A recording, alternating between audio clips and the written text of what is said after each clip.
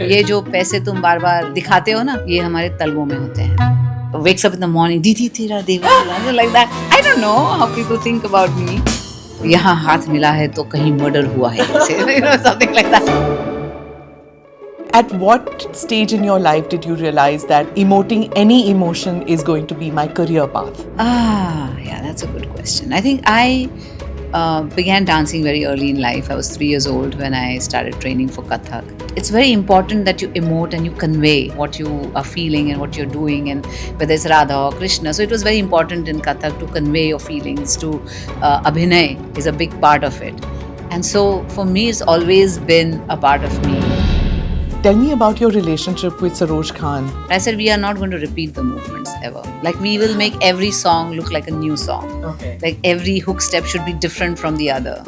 And we made the pact, which she later regretted. Because I have elephant's memory for movements. Okay. And if she showed me a movement, I said, she says, why? We've done this in that song.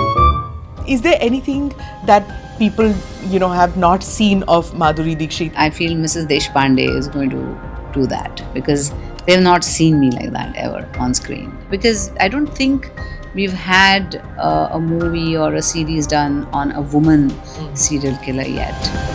1 billion hearts broke when you left. But I married a heart mender, so it's okay. When I met him, it was very refreshing to just vibe with someone on a very personal level. There was no filter of this, oh my God, she's a star, and there's nothing like that.